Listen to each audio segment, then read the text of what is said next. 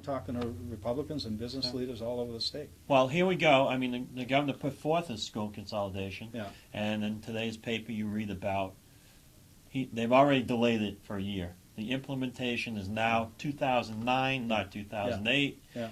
As long as you come up with the $27 million in savings, that's not the answer. Right. You know, here we go again. We continue to delay things, and we never get around to doing it. Yeah. You know, that's so right. there's so much in Brookings that if you don't do it now, you lost your opportunity. I think that's right. I mean, I think there may be some things we're still working on next year. I mean, we're in this for the long term. Just so you know. I mean, we're not doing this to try to get everything done this year. We're pushing to get everything done this year, and I think this is a moment of opportunity. There's no question about it. Next year we're into election cycles, and then we're into lame ducks and all of this stuff. Right. So we gotta, you know, this is a year. This is the year to do it, and then we'll spend the next couple of years making sure it actually gets done. But again, we've got to have the voice of all the folks like you and others, the Republican Party and business community, who have been saying you got to cut government. We need your voices right now, or this thing doesn't work.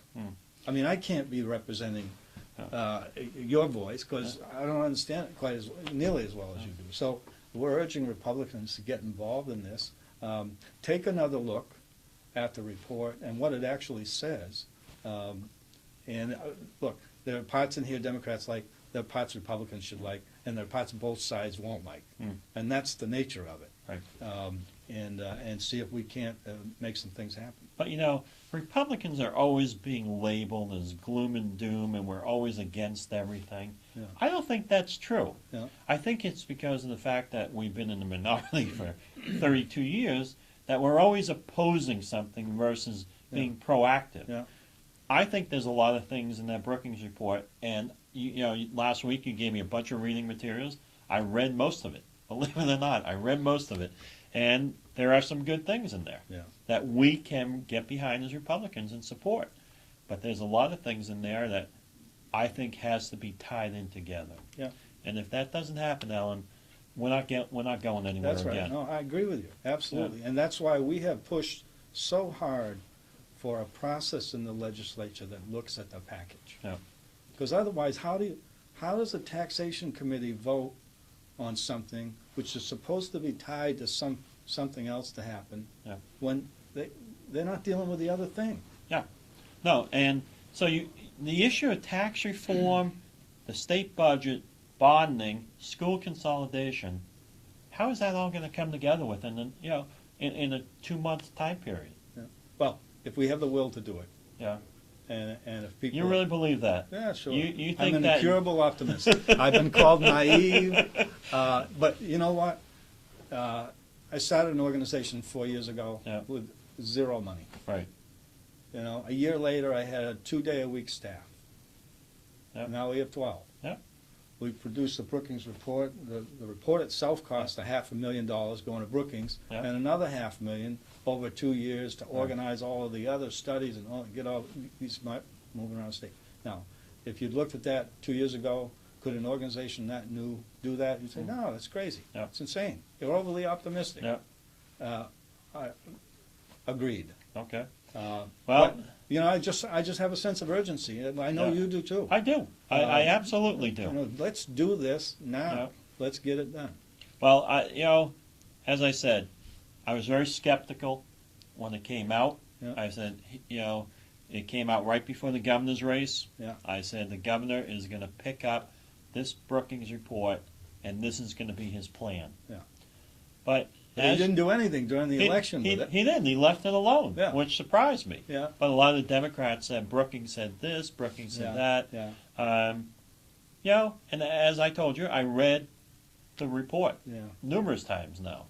And there's a lot of things in there, and as someone who is fiscally conservative, thinks about economic development a lot, there's a lot of things in there I like. Well, Now, that's to your credit that you took the time to do that, and I thank you for that. Well, thank you for giving me, the report and saving me $10 from buying it.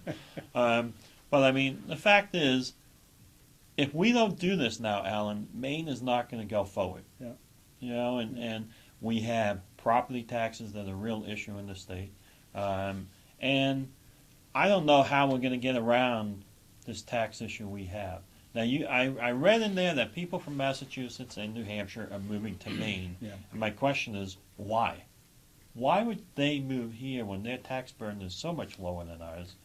And and is it just a blip? I mean, is it just a blip that these people are moving here? Is it the scenery? What is it? Why are people coming here?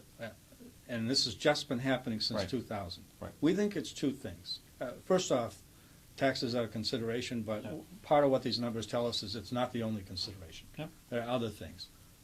You can buy land and housing here a lot less expensively than you can in metropolitan Boston or southern New Hampshire. Yep. And a third of the folks that are coming in are coming from metropolitan Boston. Yep.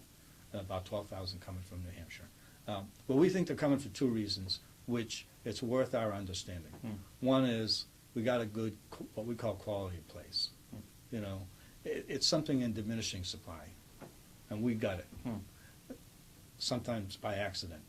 You know, we like to joke that we've always been so far behind the times that we didn't get to wreck the place. Right. When Brookings was here and traveling around the state, they said, you got good bones in Maine. You got something that other states would kill for, because they all wrecked it in the 80s and the 90s and the 70s. You didn't get to it.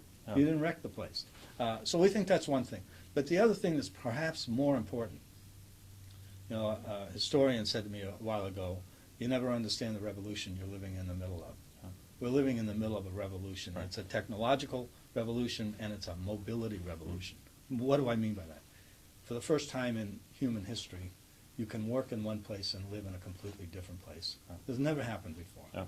You can work in New York, Chicago, Tokyo, London, and live wherever you want to live. Now, not everybody can do it, but it's growing numbers coming from the top down.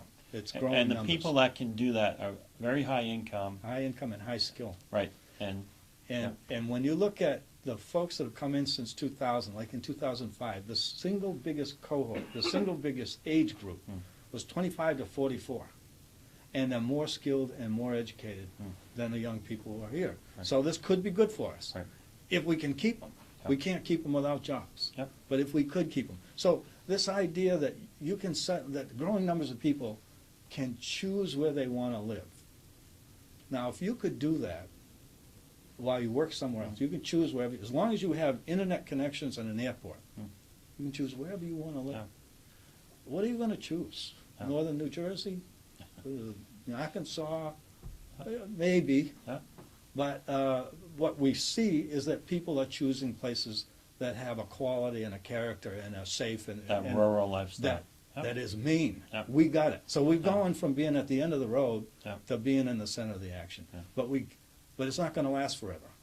If we screw the place up, if we don't do something with this economy, don't do something with the way we're organized in government, it will be a blip.